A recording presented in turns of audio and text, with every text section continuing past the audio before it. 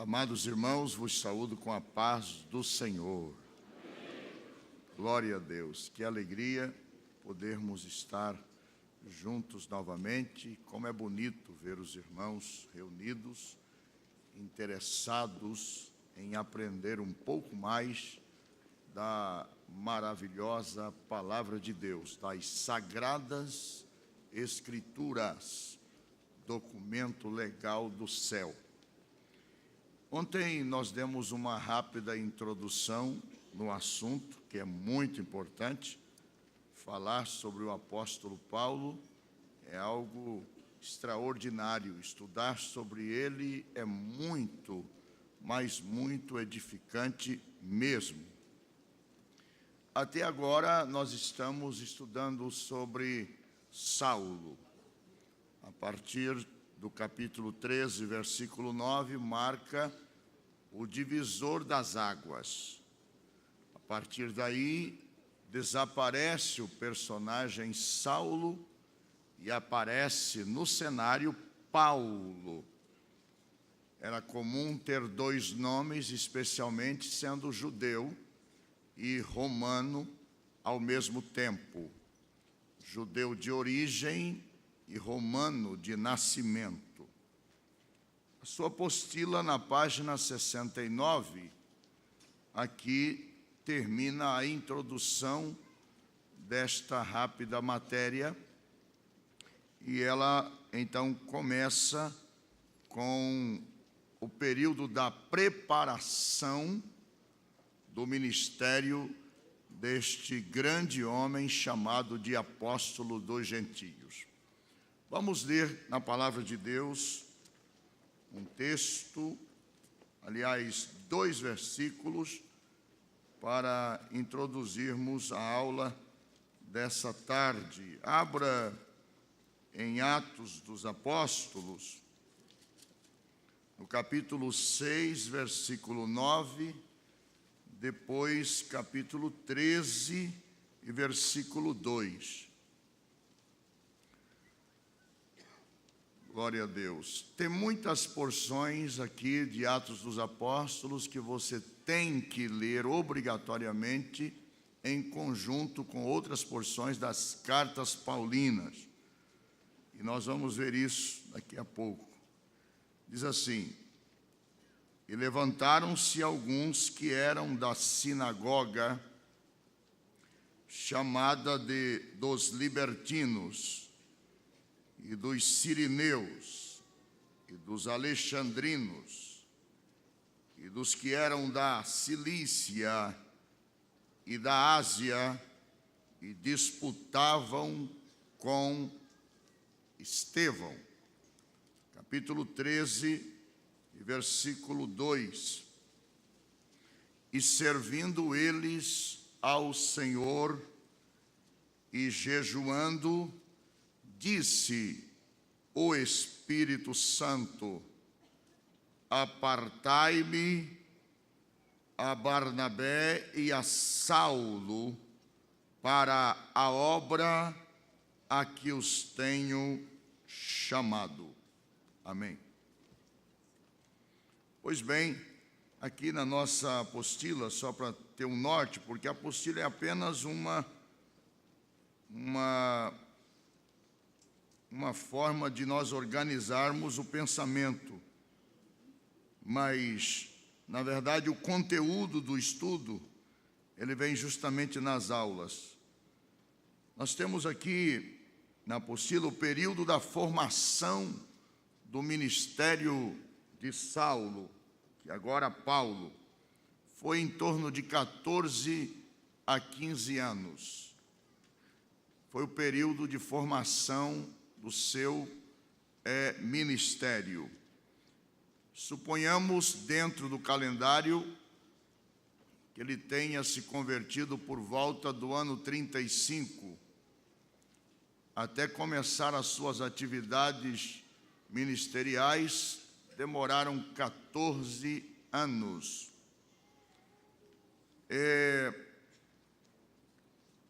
Ele nasceu por volta do ano 10 depois de Cristo, por volta do ano 10. considerando que há um erro no calendário gregoriano de aproximadamente quase 5 anos, e que Jesus tenha nascido dentro do calendário quase 5 anos antes do ano zero, então Jesus tinha por volta de 15 anos de idade quando Saulo nasceu na cidade de Tarso, uma cidade muito famosa, célebre, na Cilícia.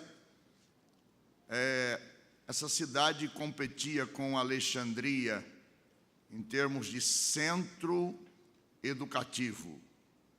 As maiores escolas filosóficas, de retórica, estavam ou em Alexandria ou em Tarso. Eram 2 centros acadêmicos do Império Romano muito famoso. A escola filosófica dos epicureus, dos estoicos, citado por Paulo em Atenas, estava em Tarso, na Cilícia. Inclusive, o Espírito Santo permite Paulo citar algumas frases desses filósofos lá em Atenas. Pois bem, então ele tinha em torno de 25 anos aproximadamente, quando ele teve o encontro com o Senhor Jesus na estrada de Damasco. Lendo o contexto bíblico, podemos ver que esta solicitação de Saulo aos principais dos sacerdotes em Jerusalém para ir até Damasco era mais uma questão preventiva. Ele não tinha certeza se em Damasco os cristãos já haviam se estabelecido ou havia chegado algum cristão em Damasco. Ele foi numa situação preventiva. Por quê? Porque Damasco, aproximadamente 250 quilômetros de distância entre Jerusalém e Damasco, uma semana de viagem aproximadamente, era o corredor comercial, tanto da Ásia para a África, como para a Judéia e as demais regiões, como ao inverso, tinha que passar por Damasco.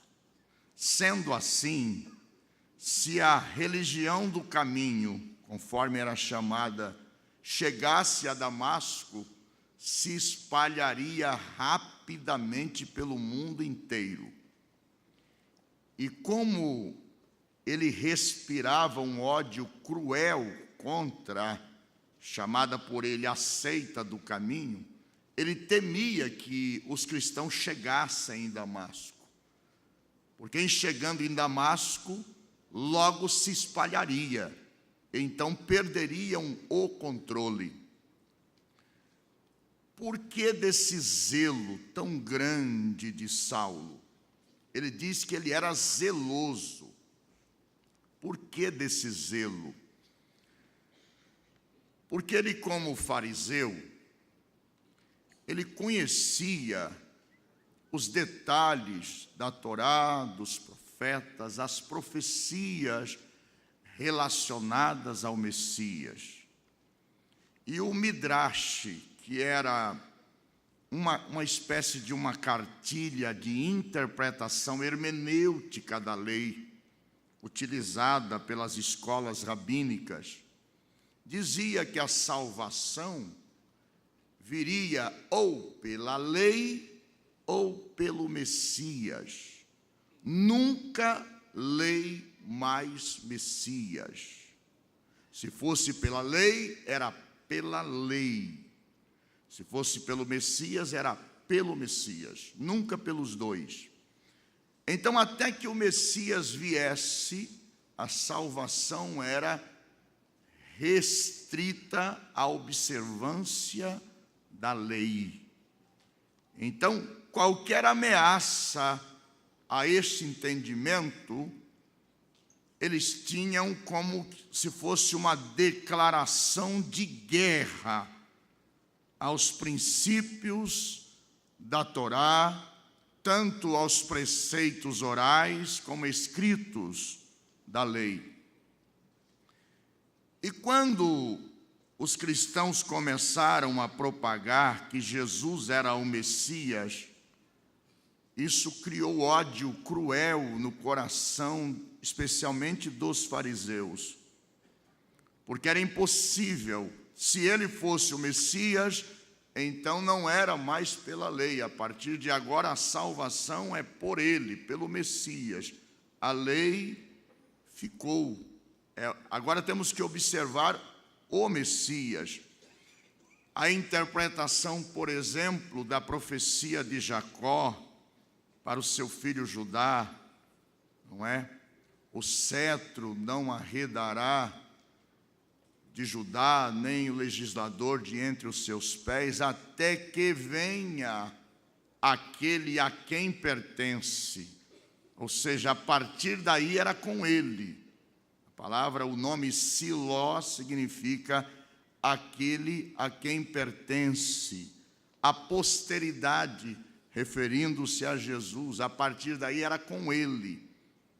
Só que o judaísmo não aceitava, especialmente os fariseus, não aceitavam a ideia de que Jesus fosse o Messias. Por isso eles perseguiam, por isso eles combatiam, por isso eles arrastavam os crentes, por isso eles matavam, prendiam, espoliavam seus bens. E Paulo chega a dizer que até em cidades estrangeiras, lá no capítulo 26, quando ele está diante do rei Agripa II, que foi o último da dinastia herodiana, ele diz que até nas cidades estrangeiras ele foi atrás, por causa do seu zelo. Ele disse: não, isso é mentira, esse homem não é o Messias, isso é um defunto, que as pessoas dizem que está vivo. Eu tenho que acabar com isso. E como ele era corajoso, inteligente, estudioso dos princípios da lei, zeloso, como ele mesmo disse, ele evitou todos os seus esforços. Também há indícios de que ele participava, pertencia ao grande sinédrio de Jerusalém, apesar da sua pouca idade, que eram compostos de 71 pessoas, 70 juízes mais o sumo sacerdote. Sinédrio quer dizer corte em círculo, que sentavam-se em círculo, dividida ao meio, 35 de um lado, 35 de outro, e o sumo sacerdote, porque ele diz ao rei Agripa que ele dava o seu voto. Se ele tinha direito a voto para matar os cristãos, é sinal que ele pertencia a esta corte. Havia sinédrios em outras cidades, mas chamado de pequeno sinédrio, de 23 componentes aproximadamente.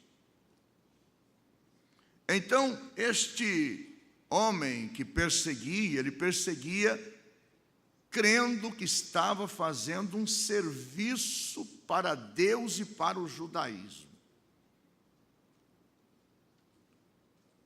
Mas ele teve um encontro pessoal com esse tal defunto que ele dizia ser.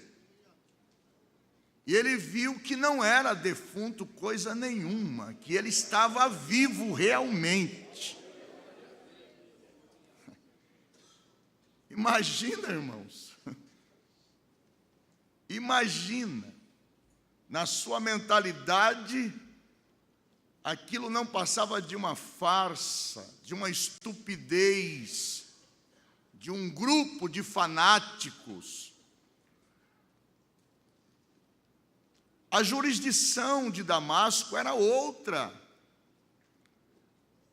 Os sumos sacerdotes não tinham jurisdição naquela província. Ele não tinha poder para chegar lá e prender ninguém. Essas cartas eram apenas pedindo ajuda para as sinagogas de Damasco, no sentido de se encontrasse algum da seita do caminho, que é o primeiro nome dado ao cristianismo, os levasse preso para Jerusalém, para serem julgados na corte em Jerusalém, preventivamente. Porque se eles chegassem a este centro, temia Saulo, o evangelho vai se espalhar de uma maneira, porque era um corredor comercial, era gente do norte para o sul, do sul para o norte, e ele sabia que esses homens que haviam se convertido a um tal Jesus defunto, conforme eles diziam, eles não tinham medo, eles pregavam.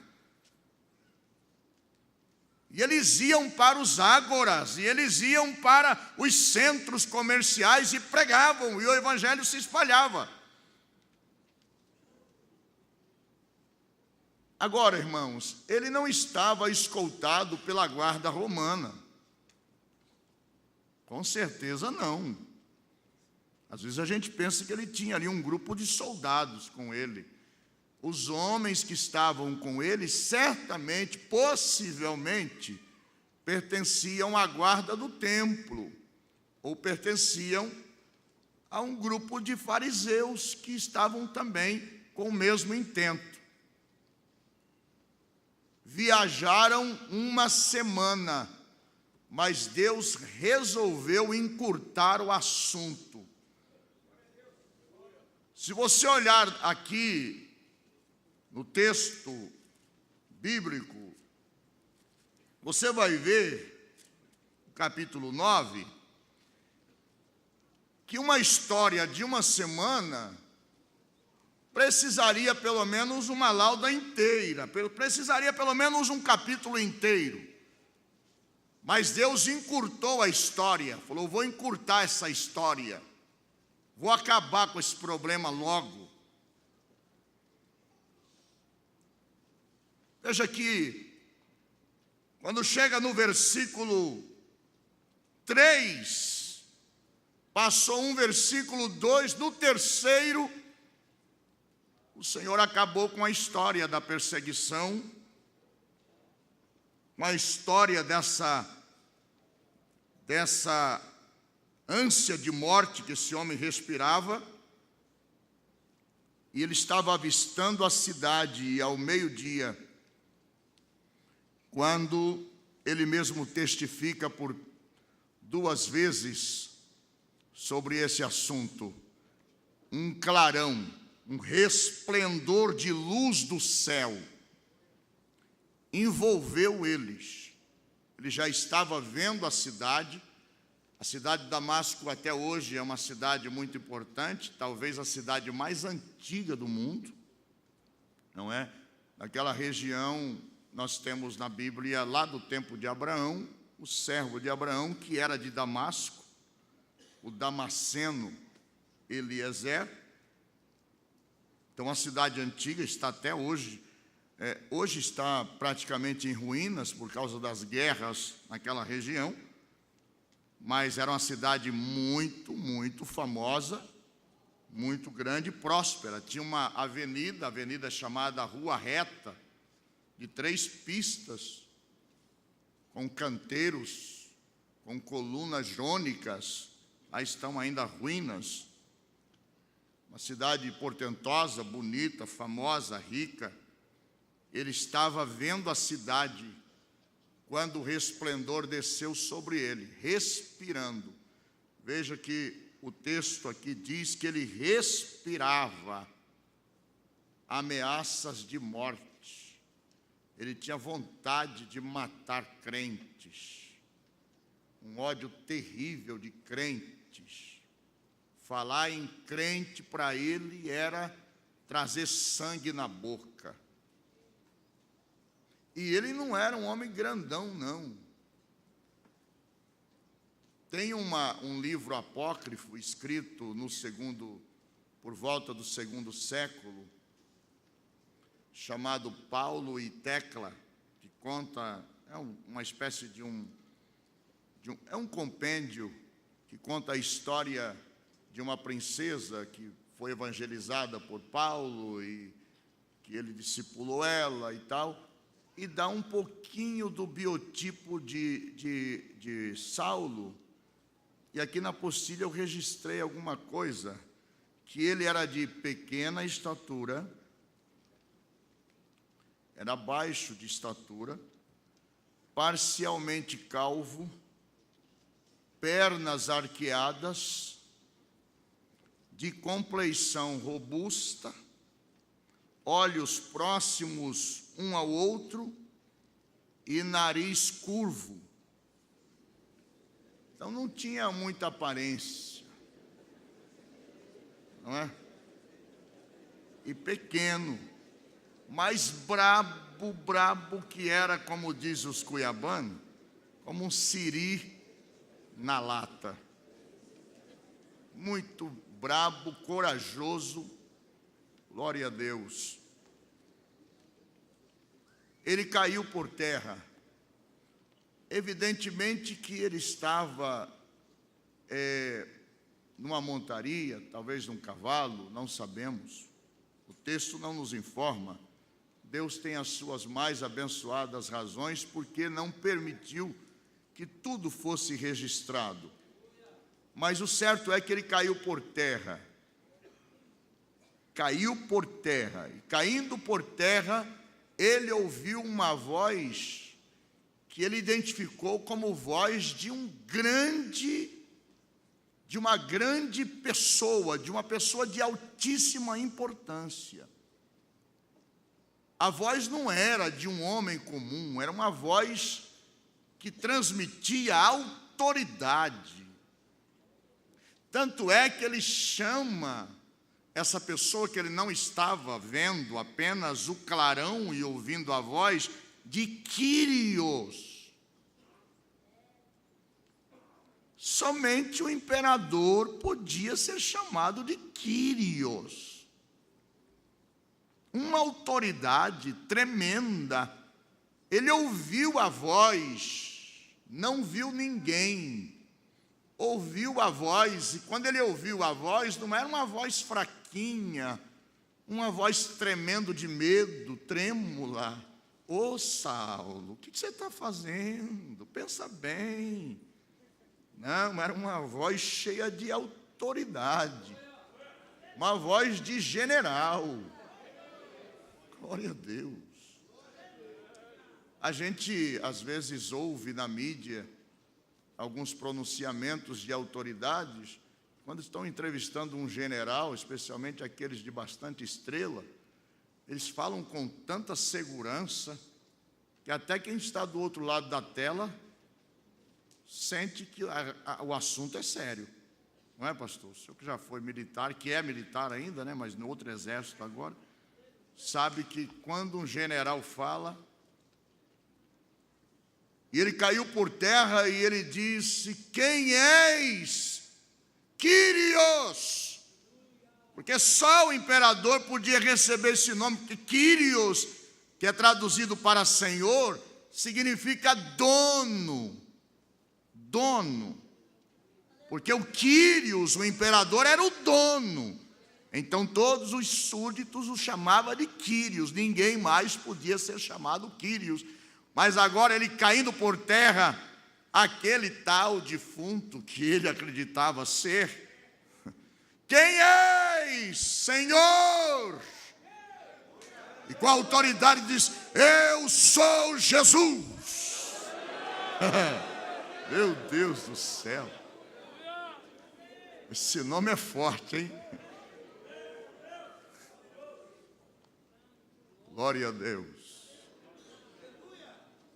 Esse nome é forte. Ele foi dado pelo próprio Deus e lhe deu um nome que é sobre todo o nome, para que diante do nome de Jesus todo joelho se dobre. Tem que dobrar, irmão, tem que dobrar. Glória a Deus. Ele mesmo disse isso. Um dia eu dobrei, eu não tive como, eu dobrei na marra. E tem gente que dobra na marra, irmãos, dobra na marra. Glória a Deus, glória a Deus. Ou dobra aqui ou vai dobrar lá, mas que vai dobrar, vai. Graças a Deus que nós resolvemos dobrar aqui. Aleluia, glória a Deus.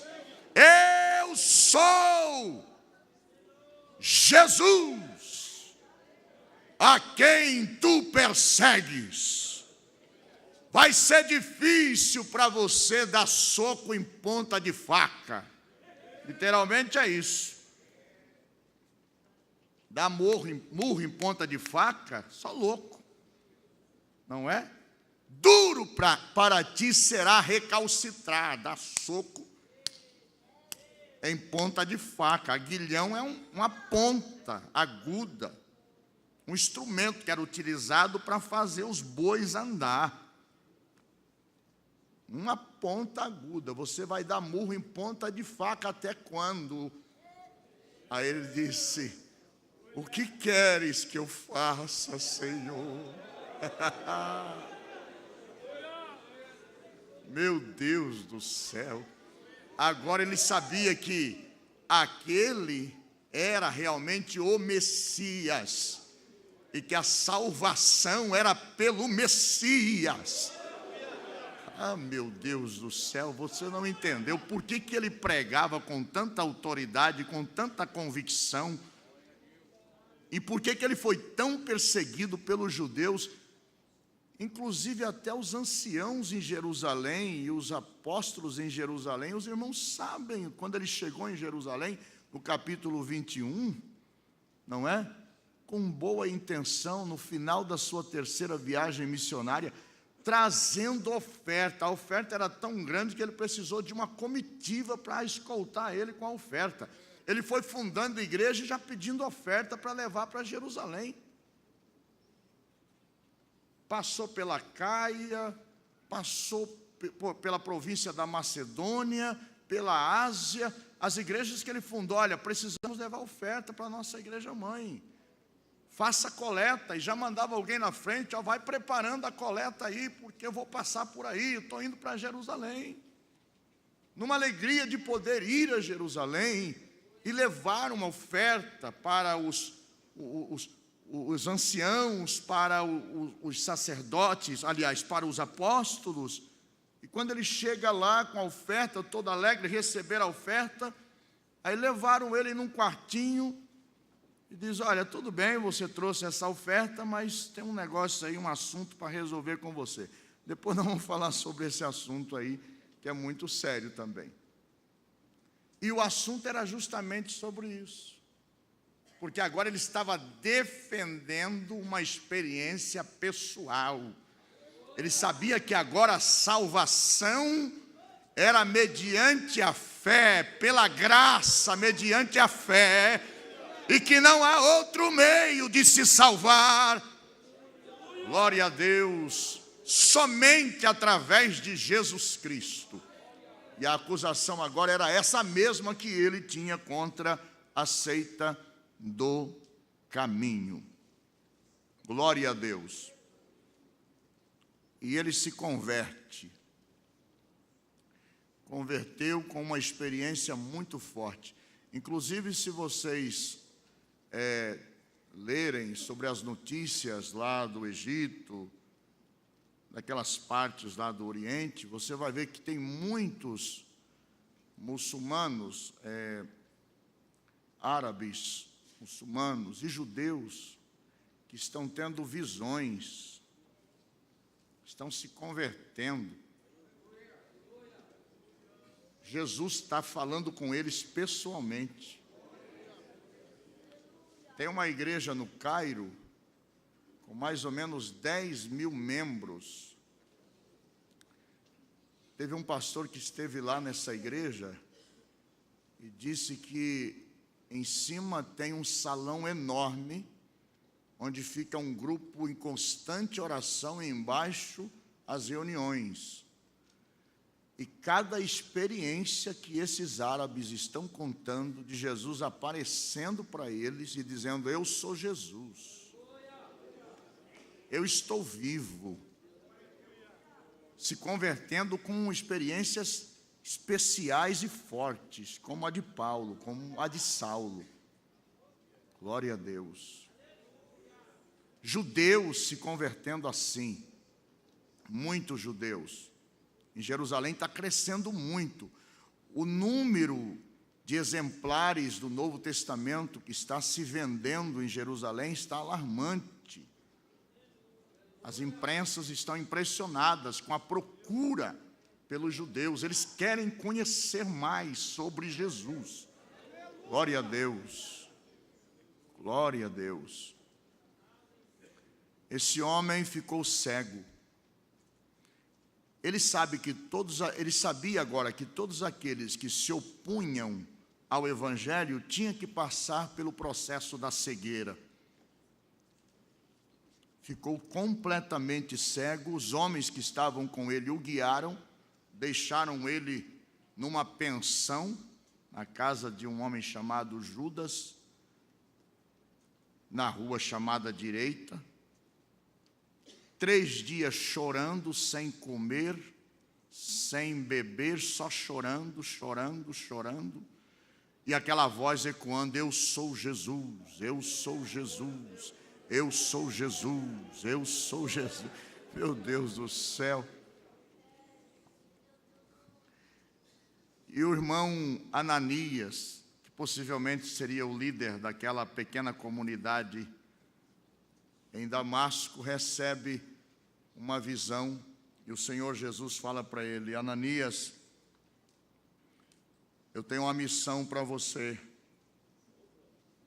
Você já ouviu falar de Saulo de Tarso? Já, Senhor. E os crentes estão aqui aguardando a chegada desse homem. Nós ouvimos dizer que ele já saiu lá de Jerusalém com cartas, com autorização para nos prender. Estamos aqui escondidos. Pois é, ele já chegou. E você vai lá encontrar com ele.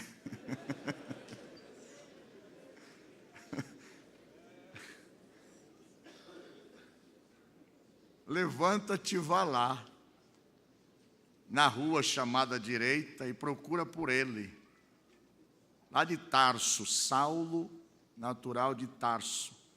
Mas não te preocupes, ele está cego. Agora, o texto não informa que os companheiros dele estavam com ele. Parece que ele já estava sozinho. Não temos esse detalhe se aqueles homens, quando viu o negócio ficar feio, fugiram. Quando viu o comandante daquela guarnição cego e tremendo e chorando sem parar, soluçando, eles disseram, como diz a nossa juventude hoje: estou fora, não é? Não sabemos o que aconteceu, certo que ele estava sozinho. E o irmão Ananias foi lá, perguntou: tem aqui um doutor, lá de Tarso, hospedado? Não, tem aí um ceguinho que está chorando já faz 3 dias, ninguém entende o que ele quer dizer, só balbuceia, é esse mesmo que eu estou procurando. E o irmão Ananias entra e já diz assim: irmão Saulo. Agora era irmão. Oh, meu Deus. Já era irmão. Eu sei que vocês já tiveram experiências assim, eu já tive, de pessoas que eu jamais imaginava que se converteria. De repente eu encontro com eles e eles dizem: a paz do Senhor. Meu Deus, como é que foi isso? Não é? se converteram. O Senhor Jesus, que te apareceu pelo caminho por onde vinhas, me enviou para orar por você e você tornar a ver novamente. Impôs as mãos sobre ele, o texto diz que caiu dos seus olhos como que umas escamas que cobriram os seus olhos, agora aquelas escamas da incredulidade, do judaísmo, não é? Caíram dos seus olhos e ele, chorando, foi tomado pelo poder do Espírito Santo, foi batizado com o Espírito Santo, depois foi batizado nas águas e já saiu dali pregando como um crente fervoroso pentecostal. Glória a Deus. Mas ele fugiu da cidade de Damasco, foi para a Arábia. Depois de 3 anos ele voltou para Damasco. Entre o versículo 22 e o 23, nós temos um espaço aí de quase 3 anos. Ele não ficou ali, se converteu e saiu dali, foi para a Arábia, depois voltou para Damasco e depois foi para Jerusalém, nesse trajeto rápido. Depois que ele foi para Tarso, enviado pelos irmãos por causa da perseguição em Jerusalém. Então esse período de formação demorou 14 anos. Parece que Deus tem um negócio com o ciclo de 14. Você já viu na genealogia de Jesus, em Mateus, de 14 em 14, 3 vezes 14 gerações? Você viu o assunto lá de Jacó? Parece que tem aí um mistério nesses 14 anos aí. Agora, dia 9 de janeiro, quem consegue vencer esse ciclo, eu creio que consegue coisas boas. Dia 9 de janeiro, eu completei 14 anos que eu cheguei na América e comecei o trabalho ali em Newark. Quando completou 14 anos, Deus me lembrou disso. E disse: agora você já pagou o preço da Leia, da Raquel, agora eu vou começar a pintar suas ovelhas. Porque até agora você não está se sentindo pastor desse povo. Mas a partir de agora você vai começar a sentir-se pastor deles. Vou começar a mostrar para você quem são elas. Se eu tivesse recuado antes, que eu fui parar na UTI por causa das guerras, porque o Labão não quer, irmãos. O Labão não quer deixar, o Labão quer que você desista antes. Aguente firme. Aguente firme. Você vai aguentar pagar o preço que tiver que pagar. Vai vencer o ciclo. Daqui a pouco aparece um mensageiro de Deus pintando o seu rebanho, e daqui a pouco você se sente pastor do rebanho, ou você sente que realmente as coisas mudaram. E eu percebi, pastor Gabi, percebi, a experiência minha. Eu não estou aqui implantando nenhuma nova doutrina, não. Experiência minha, e fui levado a pensar nesses textos. Dos 14 anos de Paulo, na genealogia de Jesus, essas 14 gerações, e assim por diante.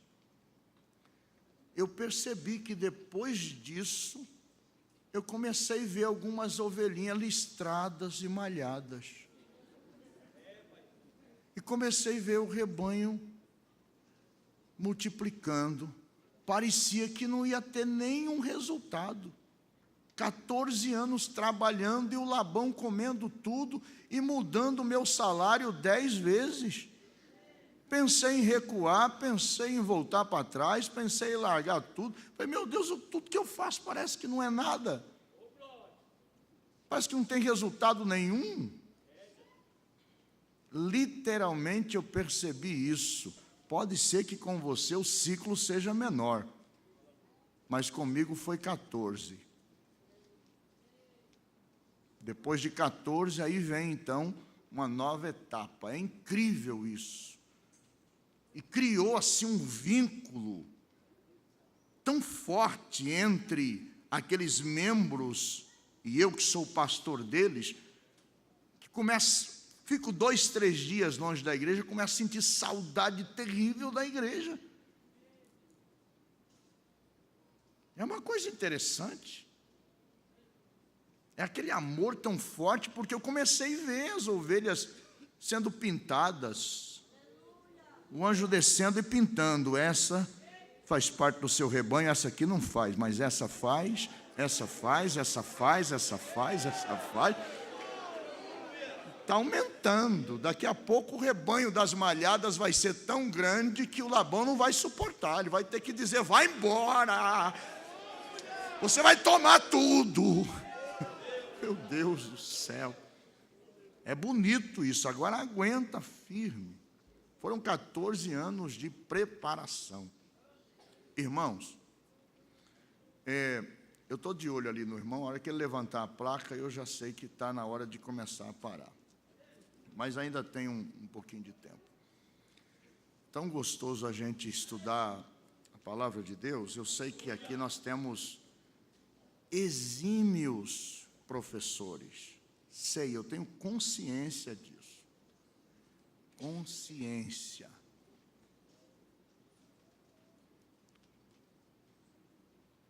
Eisideca didáscalos.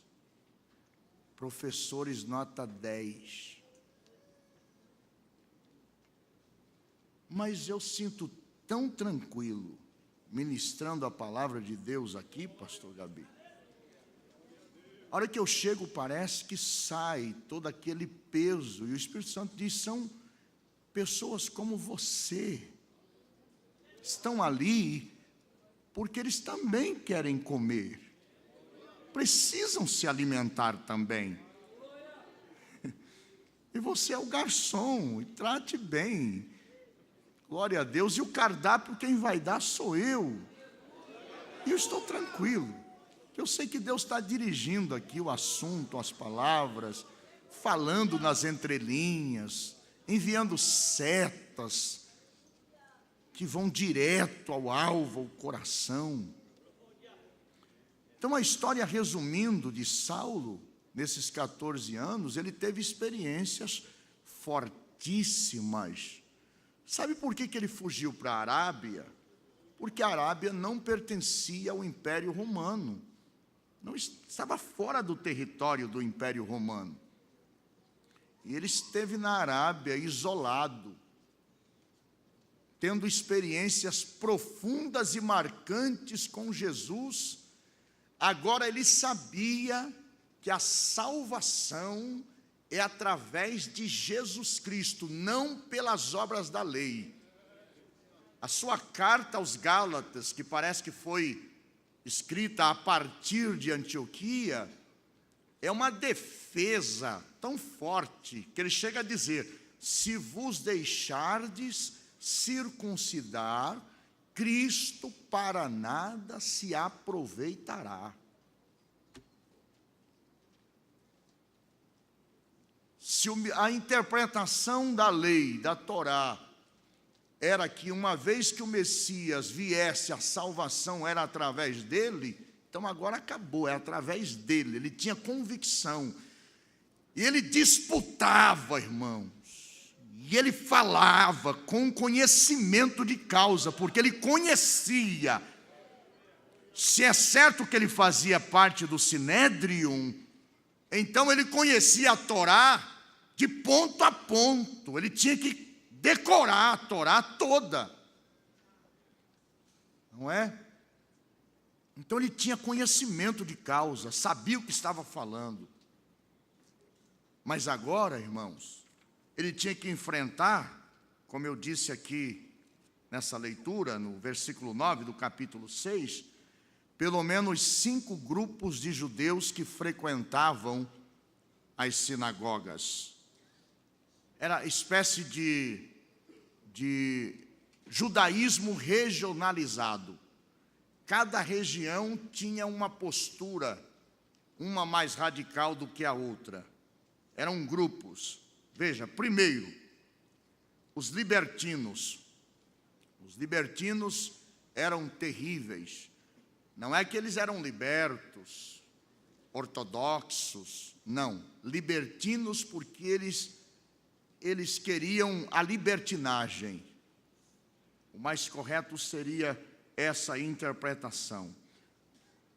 Quando os reformadores falam de grupos libertinos, quando eles estavam propagando a reforma, era um grupo que queriam libertinagem. E parece que esse grupo dos libertinos, eles queriam um judaísmo mais light, menos exigente, porque você sabe que havia 613 preceitos, e eles acrescentaram mais 400, 1013 preceitos para ser seguidos.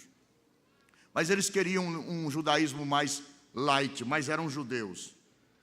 Os sirineus, um grupo de judeus de Cirene, de negros, não se misturavam. Era um grupo de judeus negros, os sirineus, que eram também radicais. Os alexandrinos, que eram o grupo de judeus polidos. Alexandria era um centro de formação acadêmica. Lá estava uma das 7 maravilhas do mundo antigo, que é a Biblioteca de Alexandria.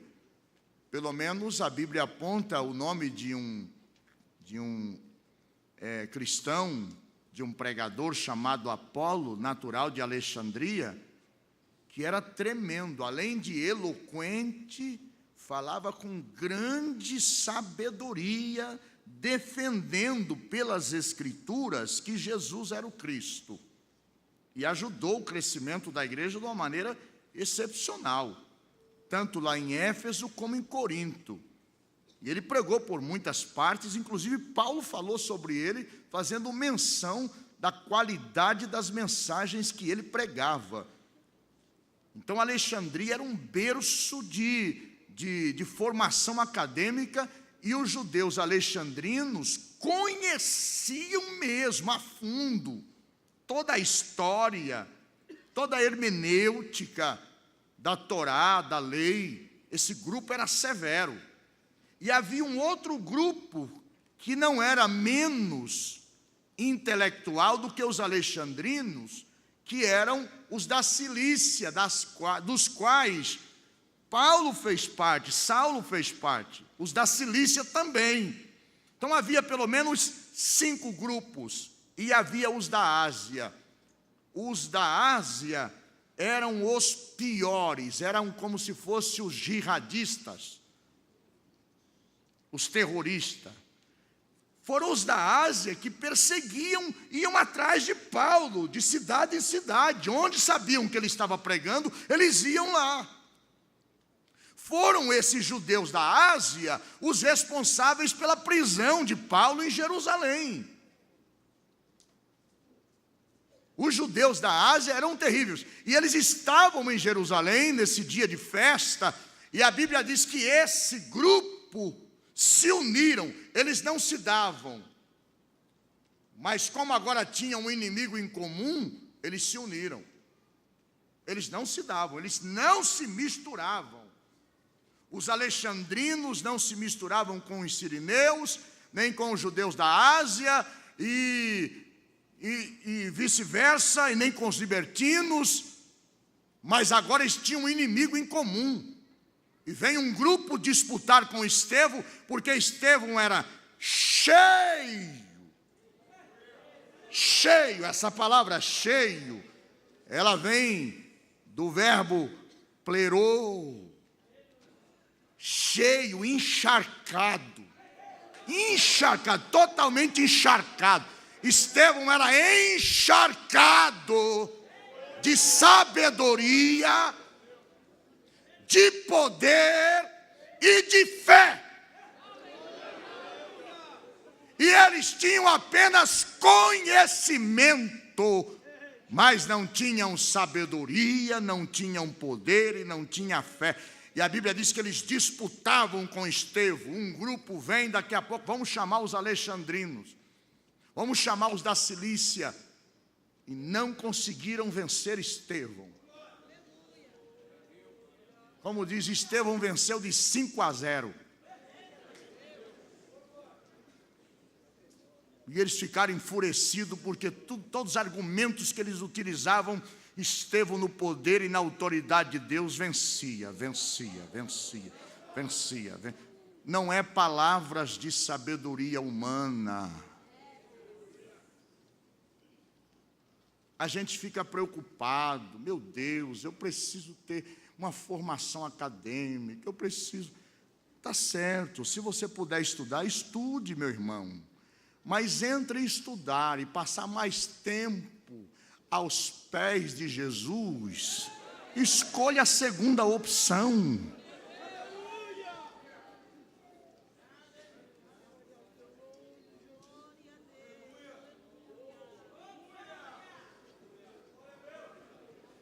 Como pode este saber letras sem nunca ter estudado?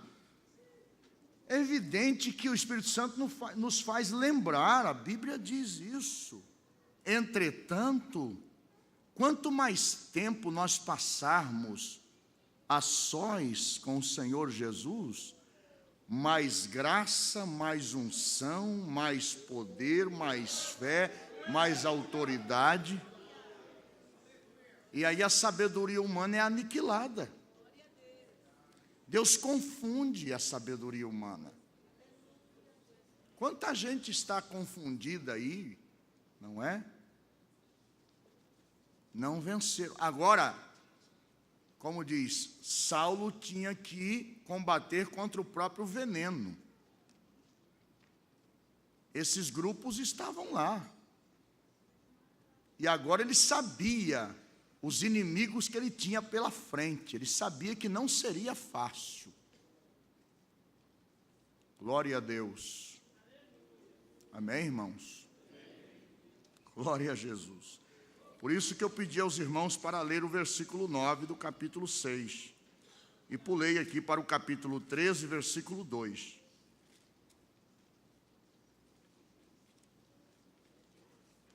Você pode passar a sua apostila para frente, porque tudo que eu estou falando aqui está dentro da cronologia aqui da nossa apostila. Capítulo 13, já se passaram em torno de 14 anos após a sua conversão. Se Jesus foi crucificado por volta do ano 29, na Páscoa do ano 29, na sexta-feira, lá nos Estados Unidos tem uma promoção chamada Black Friday, não é? Que as pessoas ficam a noite inteira, né? Querendo comprar mais barato. O pastor Eliezer desistiu uma vez que teve lá. Ele queria ir comprar mais barato, eu levei ele, estava um frio lascado, ele falou, não quero saber de Black Friday, não.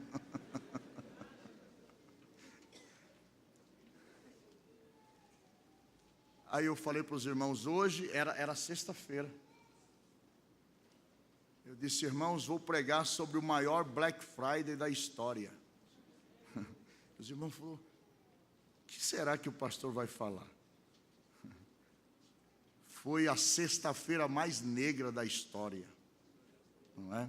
O maior Black Friday, a maior promoção da história. Aconteceu na sexta-feira, do meio-dia até 3 da tarde, trevas. Mas aqui ele começa, depois de 14 anos, começa o seu ministério propriamente dito. Versículo 2 diz assim: e servindo eles ao Senhor, e jejuando, disse o Espírito Santo: apartai-me a Barnabé e a Saulo para a obra a que os tenho chamado. Os irmãos sabem que existem pelo menos três termos gregos mais utilizados, que são traduzidos para ministro, para servo, no Novo Testamento, os mais utilizados. E o Espírito Santo é que dirigiu qual termo a ser utilizado naquela hora para ser traduzido para ministro. Ele sabe por que utilizou aquele termo. Poderia ter utilizado outro naquele momento. Por exemplo, aqui, servindo, serviço, servo, ministro, vem dessa palavra chamada litorgos. Litorgos, do verbo litorgel, é ministro, servo, serviço. Poderia utilizar aqui o termo diácono, ou diaconel, que é o verbo. Poderia utilizar aqui o termo ruperetes, que também se traduz para ministro, se traduz para servo. Mas o Espírito Santo resolveu utilizar esta palavra, este verbo, litorgos, servindo. Esse verbo atribuído a Paulo, a Barnabé e aos demais servos de Deus que serviam na igreja de Antioquia. O que é um litorgos?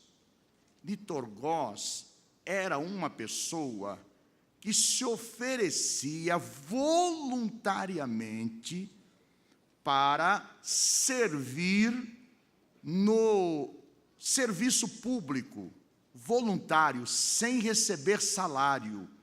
Eram servidores públicos que não recebiam salário do governo, se ofereciam.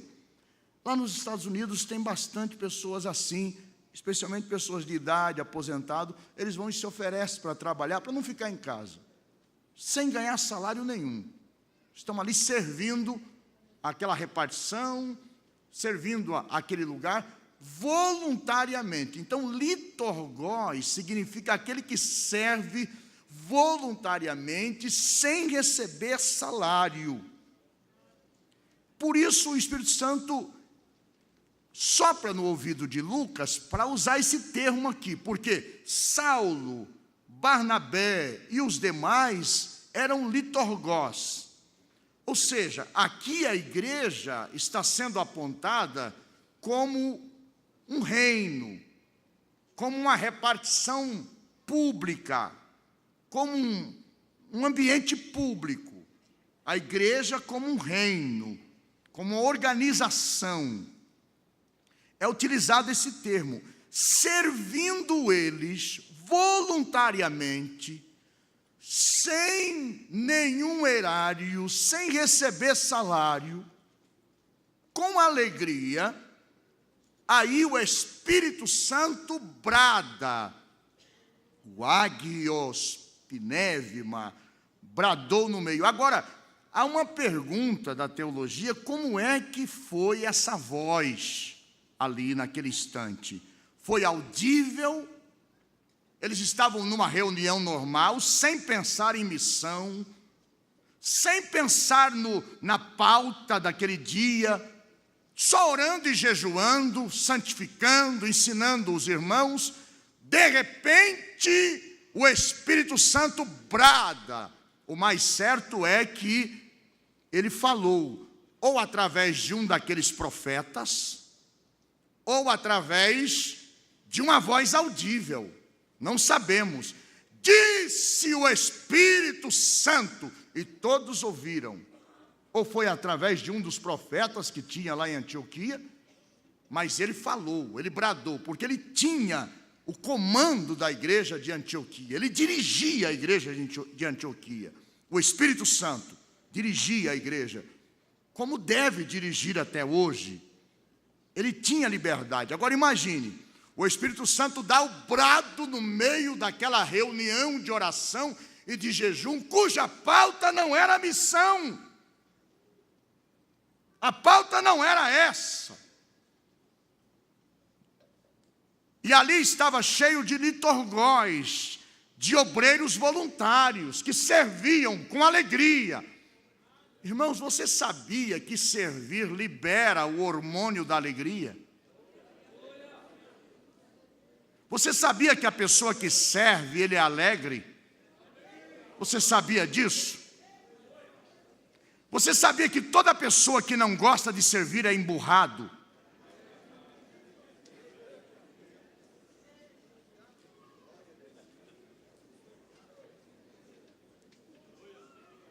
Servir é um benefício para nós.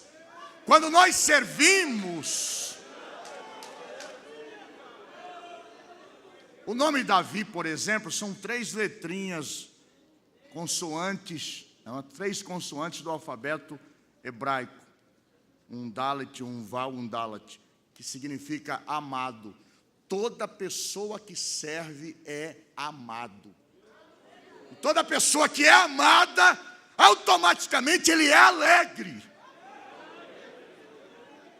Tem gente que acha que ele é o centro da terra. Todo mundo tem que servir ele, mas ele não sabe servir ninguém. Jesus nos deu exemplo. Ele nos deu exemplo. E o próprio Paulo, no sermão de Antioquia da Psídia, ele diz: tendo Davi servido na sua geração, conforme o propósito de Deus, Davi servia, o seu nome era amado, amado. Você quer liberar a alegria? Começa a servir, procure alguma coisa para fazer, meu irmão, pelo amor de Deus.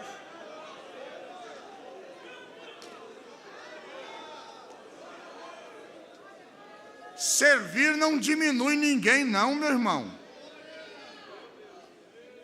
Pastor, o senhor está precisando de alguma coisa? Irmão, posso te ajudar? Minha irmã, posso te ajudar? Tem gente que pensa que levar um copo d'água para um irmão é humilhação para ele. Coitado, vai viver amargurado.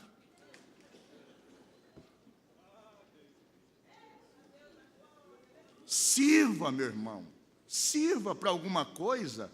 Tem um adágio popular que diz que quem não vive para servir, sirva. Eu procuro ensinar os irmãos. Irmão, chegou alguém, pelo amor de Deus, sirva. Faça tudo o que você puder. Mas se não agradecer, não. Quem vai ganhar é você. Você vai sair alegre. Você vai liberar hormônios de alegria. Você vai ganhar com isso. E você sabe que a alegria combate enfermidades, combate doença. Sabia disso? Sirva para alguma coisa, faça alguma coisa em nome de Jesus. Na missão a gente aprende muita coisa, inclusive isso. Não é, pastor Darli? Eu chego mais cedo na igreja, mais a minha esposa, e vou examinar tudo. Vou no banheiro ver se falta papel higiênico, vou olhar se o carpete está limpo, pego o vecchio, vou ver que há e vou limpar, e a minha esposa vai lá na cozinha organizar, porque às vezes a pessoa usa e deixa bagunçado. Quando os irmãos chegam, está tudo limpinho, cheirosinho, e a gente está ali alegre, porque a gente serviu. Quantas vezes eu estou aqui, estou no púlpito da igreja, olhando, chegou alguém lá na porta e não tem nenhum diácono. Eu já saio correndo por ali pelo corredor e vou lá para atender, para achar um lugarzinho, para aquela alegria de poder servir. Sirva para alguma coisa, meu irmão. Você, se começar a agregar problemas, lembre disso, comece a procurar alguma coisa para fazer, especialmente na obra de Deus. O que eu posso fazer? O que eu posso fazer aqui? Tem muito obreiro, irmãos, que recebem salário da igreja e ainda tem a petulância de dizer que estou ganhando com isso. O que eu estou ganhando com isso? Pode ver esse obreiro amargurado, emburrado. Glória a Deus. Servindo, litorgóis.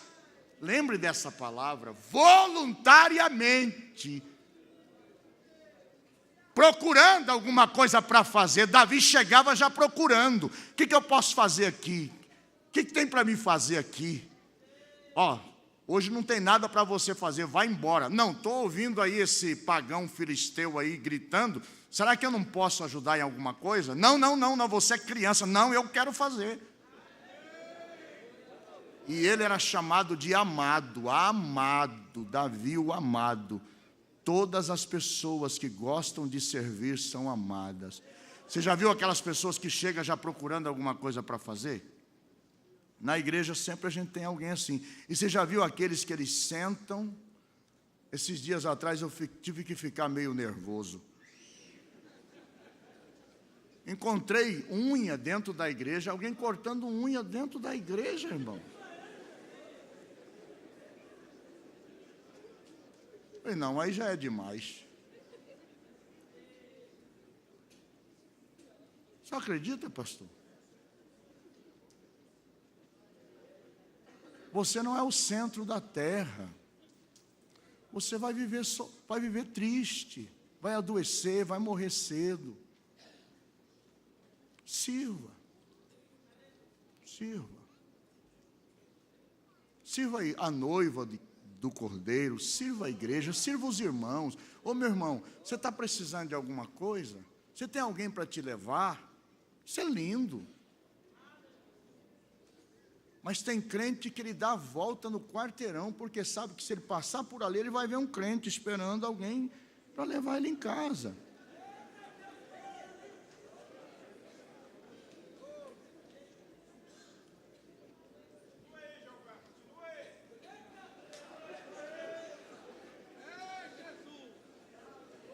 Eu aprendi muito com os americanos. Eles gostam muito de servir, não é verdade?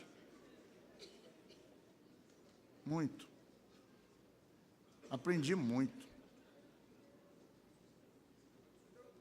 A ponto de sair procurando alguma coisa para ser útil. Se você estiver triste, experimente fazer isso. Experimente fazer isso. Nem que seja limpar o sapato de alguém. Você vai limpar meu sapato, né? Quem vai ganhar é você. Ele que se vire com esse problema dele de orgulho. Não é? Glória a Deus.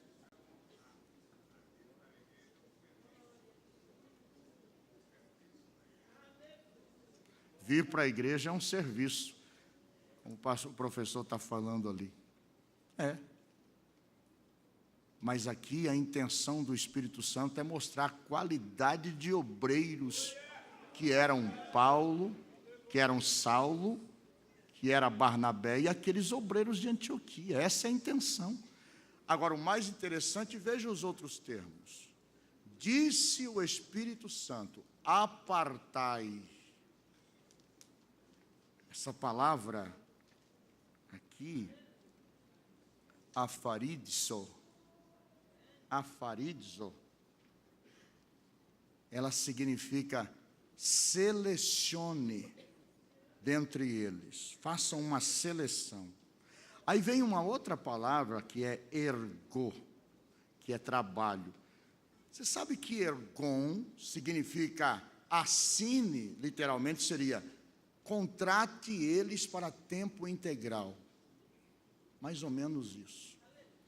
Selecione esses litorgós, esses que trabalham voluntariamente, eu estou vendo, e agora você assina a carteira deles. É forte isso aqui. Isso aqui é muito forte. Primeiro começou com um trabalho voluntário, eram litorgós. Você sabia que os anjos são chamados de litorgós? Você sabia que o próprio Jesus recebe esse título? Então, qual a intenção do Espírito Santo colocar isso aqui? Agora você vai selecionar dentre esses aí, porque eu não quero ninguém emburrado trabalhando para mim, ninguém triste, amargurado. E eu sei que quem serve voluntariamente será sempre alegre. Separa eles, assina a carteira deles, porque a partir de agora estão fichados. Sabe que você não entendeu, não, irmão? Você sabe que essas coisas ficam escondidas nas entrelinhas, né? É numa ocasião como essa que Deus vai falando com a gente.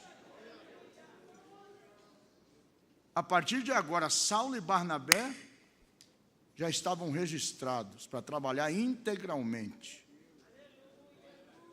Ergon. Para a obra Ergon. Assine, registre, separe, selecione. Eles servem. Primeiro o liturgos. Agora, irmãos, encerrando aqui. Esse tempo não passa não, irmão.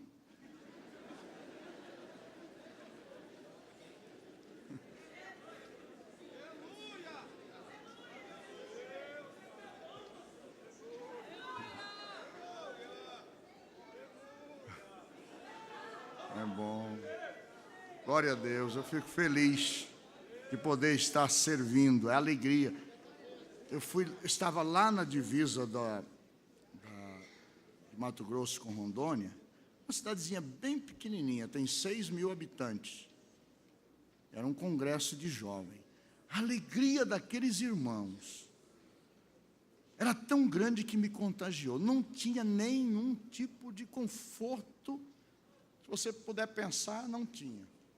No quarto que eu estava dormindo, eu matei pelo menos umas 5 baratas que estavam tentando subir na cama.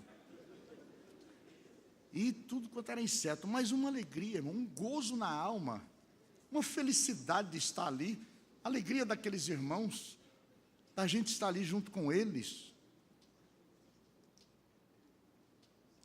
Eu fui uma vez para a região do Pará, num trabalho missionário, fiquei 30 dias naqueles rios, dormindo naquelas redes, mas pensa numa alegria, irmãos, pensa numa alegria, num gozo, mas um gozo tão grande de poder servir, sem se preocupar com recompensa, sabendo que a própria recompensa já era alegria. E a minha saúde? Como aumentou o nível? Glória a Deus. Glória a Deus. Que Deus nos ajude. Eu sei que aqui tem irmãos que pregam, e pregam muito bem, também tem bons professores. Queridos pregadores, quando for para qualquer lugar, não exija nada não. Deus vai cuidar de você. Não exija não. Você vai passar vergonha. Deus não vai deixar você sem o necessário. Ele vai cuidar de você, do seu ministério, da sua casa, da sua família. Ele vai acrescentar, mas não exija nada não, irmão. Se tiver um carro para ir, vai. Se tiver uma bicicleta, monta na bicicleta e vai. Você não sabe pedalar a bicicleta, não? Se for um burro, monta em cima do burro. Vai com alegria cantando, meu querido. Vai pregar.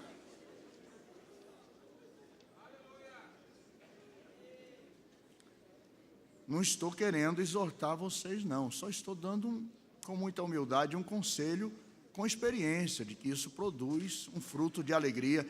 Se você ler o último versículo desse capítulo, diz assim: e os discípulos estavam cheios de alegria e do Espírito Santo,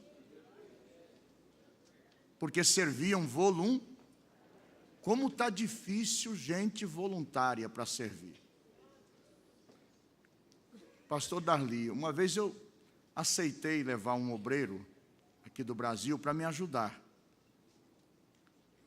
Porque a gente precisa, chega uma certa altura que a gente começa a sentir que a igreja precisa ser mais assistida, não é? A gente quer mais gente para servir a igreja, e a gente percebe que a gente sozinho não está dando conta de servir a igreja como ela merece. Aí a gente precisa de companheiros, imaginando isso. Tendo mais companheiros, a igreja vai ficar melhor servida. E eu sozinho para cuidar de tudo aquilo, mesmo porque não tinha recurso financeiro para ter um funcionário. E esse obreiro chegou animado, estou aqui para servir, é bom pregador. Aí chegou um companheiro do Brasil, eu fui atender ele, eu disse: meu irmão, por favor, espere todo mundo sair, depois você fecha a igreja. E foi embora. Daqui a pouco chegou esse obreiro lá na minha casa e falou: pastor, eu vim aqui dizer para o senhor que eu não sou diácono. Eu sou pastor. E o senhor me trouxe para cá para me humilhar, achando que eu sou um diácono. O senhor me manda fechar a igreja? Isso é humilhação. Irmãos, confesso para os irmãos que me deu vontade de, na hora, falar: meu irmão, arrume suas coisinhas, que eu vou botar você no avião amanhã cedo. Mas eu fiquei com dó dele. Eu olhei para ele assim, me deu aquela dó. Falei: tá bom, meu irmão. Um dia você vai saber o que eu estou passando. Deixei, passou, não é?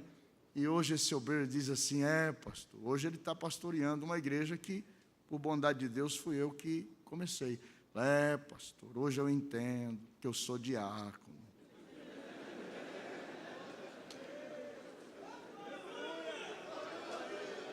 Faça alguma coisa, meu irmão.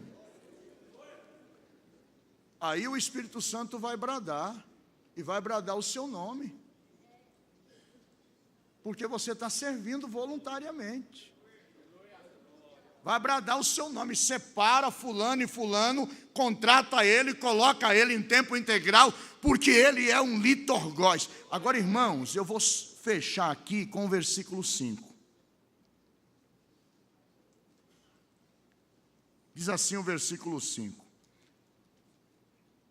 Chegando a Salamina, eu já pulei aqui uma cidade, porque eles desceram para Seleucia, depois dali navegaram para Chipre. Depois eu vou contar um pouco a história de Salamina para os irmãos, e quem é que está ligado a Salamina, e como era a cidade de Salamina. Mas eu quero somente chamar a atenção aqui para o segundo termo que é utilizado na Bíblia para ministro.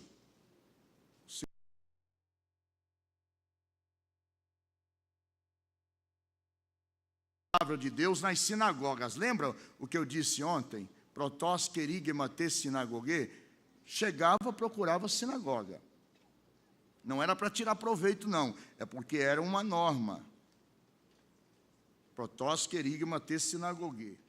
Chegando a Salamina, anunciavam a palavra nas sinagogas dos judeus.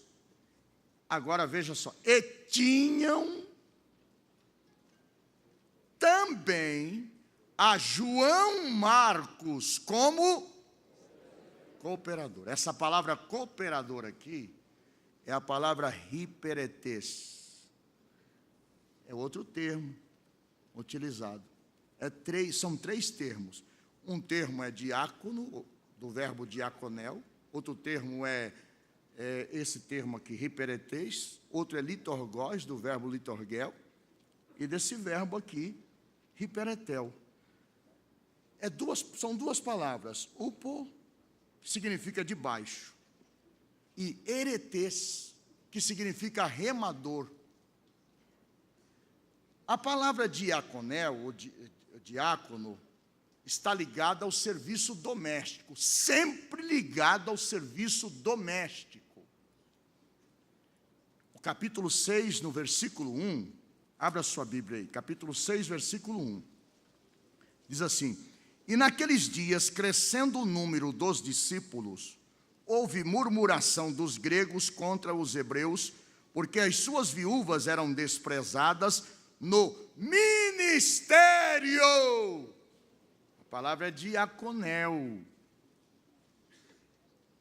Diaconia, diácono. Relacionada ao serviço doméstico. Veja que aqui, ele diz assim, o texto diz assim: não convém deixar a palavra e servir às mesas. Porque o serviço da diaconia, ou diácono, é aquele que limpa a casa, que varre a casa, que limpa as mesas, que lava os pratos, sempre relacionado ao serviço doméstico. Porque a igreja, além dela ser uma organização, ela é também uma casa. Ela é chamada de casa, então precisa de ministros que são diáconos, que sabem fazer o serviço doméstico, o serviço da igreja. Então aí está esse termo, utilizado para ministro. Você sabia que Jesus é chamado de diácono também? Você sabia disso? O Espírito Santo chamado de diácono? Porque a igreja, além dela ser uma organização, ter litorgós, ela também tem diácono, porque ela é uma grande família, uma grande casa. A igreja como organização, litorgós. A igreja como uma grande casa, como uma família, diácono. Agora, esse termo utilizado para João Marcos, hiperetes, upo eretes. Eretes é remador. Upo de baixo. Está ligado ao serviço naval. A igreja como uma grande embarcação. O hiperetes é aquele que está debaixo de um comandante naval. Ele está debaixo de ordens. Você não está entendendo. Hiperetes é aquele que está debaixo do comando de um comandante naval, de uma grande embarcação. Igreja como organização, igreja como uma grande família, igreja como uma embarcação. Eretes, remador, aqueles que vão para o porão, para calejarem a mão, para garantir que a embarcação vai chegar no seu destino. Mas estão debaixo de ordens, debaixo de um comando. Por favor, grave bem isso, que tudo isso aqui é muito importante. Cada vírgula, cada palavra não foi equívoco. Foi colocada com objetivos. João Marcos. João, o seu nome hebreu. Marcos, o seu nome romano. Você sabe que o João desaparece e fica só o Marcos. Assim como Saulo desaparece e fica só Paulo. Saulo, Shaul, que é Saul, em homenagem ao Benjamita, rei de Israel, que foi o primeiro rei de Israel, da mesma tribo. E Paulo era o seu nome romano, que era utilizado porque ele pregava entre os gentios, mas nunca utilizou Saulo nem para pregar entre os judeus. Era Paulo, porque Shaul subentende algo grande, e Paulo, algo pequeno. Então, a Bíblia diz, a partir do versículo 9 desse capítulo, que o nome dele agora é Paulo. E Saulo, que também se chama Paulo, que quer dizer pequeno, fitando os olhos nele. É interessante isso aqui. Então, vocês já aprenderam esses três termos e por que eles são utilizados. Agora, João Marcos, sobrinho de Barnabé, filho da irmã de Barnabé. Paulo fala sobre isso escrevendo aos Colossenses. Quando da prisão de Pedro, de Tiago, da degola de Tiago e a prisão de Pedro, Barnabé e Saulo estavam em Jerusalém. Possivelmente eles estavam na reunião de oração na casa da mãe de João Marcos, da irmã de Barnabé. Uma casa grande, possivelmente eram pessoas de posse. E a reunião de oração era na casa daquela irmã chamada Maria. É possível que eles estavam lá contando as experiências. E um moço chamado João Marcos, que segundo os entendidos tinha 18 anos de idade aproximadamente, se empolgou com a obra missionária. Mas se empolgou de tal maneira que disse ao tio: eu quero ir com vocês, eu quero fazer a obra de Deus. Me leva, me leva, me leva, me leva. De maneira que eles levaram João Marcos para Antioquia. E ele foi para Antioquia e o menino estava empolgadíssimo, vendo os milagres, vendo o que Deus estava fazendo. E quando eles saíram para a obra missionária, o Espírito Santo não mandou levar João Marcos. Você não vai encontrar o Espírito Santo dizendo: apartai para mim Barnabé e a Saulo e João Marcos. Não. A Bíblia diz, e levaram também o moço, empolgado com a obra missionária, aquela fantasia que a obra missionária traz na mente de muitos jovens. Obra missionária, obra missionária. É bom, é bonito, claro que é bonito, mas prepare, bem-vindo, bem-vindo. Prepare, porque não é fácil. Ele foi com eles, mas ele estava um hiperetês, debaixo de comando. E a Bíblia diz que eles dali, de Antioquia, foram para Seleucia, 25 quilômetros, que era o porto onde desaguava o rio Orontes, e dali navegaram. Uma observação que eu gostaria que os irmãos escrevessem, se for possível. Não havia nenhuma embarcação de passageiros naquela época. Não havia navios domésticos, só navios de carga. Se quisesse viajar, tinha que viajar no meio da carga, no meio dos objetos que eram comercializados. Não tinha comodidade. Entraram no navio em Seleucia, navegaram para Chipre. Chipre é uma ilha, irmãos. A ilha de Chipre é uma ilha bonita, uma ilha antiga. Era uma província senatorial, porque havia dois tipos de província, senatoriais e imperiais. As senatoriais eram comandadas pelo Senado, e as imperiais diretamente pelo imperador. As senatoriais não precisava de guarnições, de destacamento, porque elas eram pacíficas. Toda vez que uma província tivesse procônsul, é porque era senatorial. Por exemplo, a província da Judéia era imperial e precisava de muita guarnição, porque os judeus eles eram difíceis de serem domados. Mas a província de Chipre era senatorial, era pacífica. Salamina era a cidade natal de Barnabé. Lembra do capítulo 4, versículo 36 de Atos? E Barnabé, José, cognominado pelos apóstolos de Barnabé, que quer dizer filho da consolação, levita, natural de Chipre. Então, ali dá uma rápida biografia dele. Ele era de Salamina. E, segundo a tradição, Barnabé morreu apedrejado em Salamina. Quem sepultou ele foi o seu sobrinho, João Marcos. Talvez na segunda viagem missionária, quando eles se separaram. Em Salamina, em Chipre. Os próprios judeus, não conseguindo vencê-lo, então apedrejaram ele. Em Salamina. Depois fizeram um trajeto de mais ou menos 80 quilômetros a pé, chegaram a Pafos. Pafos era a capital da ilha de Chipre, da província de Chipre, e ali tinha um procônsul. Você sabia que um procônsul só ficava 1 ano no cargo?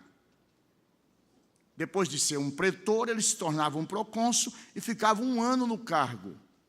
Daí dá para a gente entender e saber que tempo era esse, porque dentro do contexto histórico romano, a gente sabe que o procônsul Lúcio Sérgio Paulo, ele governou a província de Chipre durante o ano 48 para 49.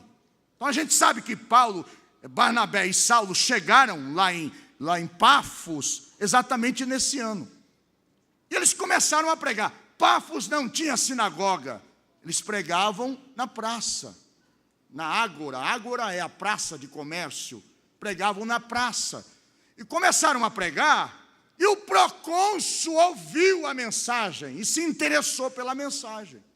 E se aproximou. Só que ele tinha um judeu, porque os judeus são supersticiosos. Você sabia que existe um grupo de judeus que acreditam na reencarnação? Sabiam disso? Pois tem. São muito supersticiosos. Lá em Manhattan é constante ver aqueles judeus com os cabelinhos enrolados, com filactérios, com cordões para todo lado. Superstição, cheio de superstição. E tinha muitos judeus que se davam a artes mágicas, a feitiçaria, entrava por esse campo. E o procônsul tinha um judeu, que era o conselheiro dele, chamado Bar Jesus. Bar Jesus quer dizer filho de Jesus, chamado Bar Jesus. Talvez o pai dele tinha esse nome, que era um nome comum. Quando viu que o procônsul Lúcio Sérgio Paulo interessou na mensagem, ele começou a tentar dissuadir o procônsul daquela mensagem, desviar o procônsul da palavra. E Paulo foi ficando irritado, porque o procônsul queria saber e o feiticeiro entremetia. O feiticeiro se metia no meio. Não é nada disso, não é nada disso. Essa palavra aqui em inglês é to turn away. Tentava desviar, o procônsul tentava desviar. E sabe qual é a palavra utilizada aqui no grego? Diastrefo. Diastrefo é uma palavra que Jesus utilizou no capítulo 17, versículo 17 de Mateus, repreendendo os discípulos. Diastrefo é uma pessoa que tenta desviar do caminho alguém que está interessado em servir a Deus. A pessoa está querendo servir a Deus e o diastrefo está ali. Não é nada disso, não precisa nada disso, precisa de tudo isso, e está desviando. Você está pregando aqui, ele está desviando lá atrás. Está pregando aqui, ele está lá fora, tentando despregar tudo que você pregou. Um diastrefo. To turn away, alguém que tenta tirar da cabeça, da mente da pessoa, o evangelho que está sendo plantado. Paulo olhando, fitando os olhos nele, a Bíblia diz, e Saulo, que também se chama Paulo, fitando os olhos nele, disse, ó diastrefo, você é um diastrefo. E o diastrefo se traduz aqui para várias palavras, veja só aqui, para quantas palavras, quantos adjetivos. Versículo 8, mas resistia-lhes Elimas, o encantador, porque assim se chama o seu nome. Elimas quer dizer feiticeiro. Ele mesmo se chamava de feiticeiro. Procurando apartar da fé, diastrefo. Aquele que tenta apartar da fé alguém. A pessoa está ali, buscando a Deus, quer se santificar, aí chega um diastrefo na casa dele. Não, irmão, nada disso, vamos fazer churrasco. Vamos para a praia. Outro dia você vai para a igreja, outro dia você jejum. Não, irmão, eu estou precisando santificar. Não, larga a mão disso, irmão, não precisa nada disso. Você já está santo demais. Não é? É um diastrefo, não é? Aí o versículo 9 diz, todavia Saulo, que também se chama Paulo, olhou dentro da bola do olho desse diastrefo e disse assim, Ruiós diabolos. Ruiós é filho, diabolos. Ele era chamado de Bar Jesus, filho de Jesus. Agora Paulo olha dentro da bola do olho desse diastrefo e diz assim, Ruiós diabolos. Paulo não tinha medo, pastor. E Deus não gosta de obreiro covarde.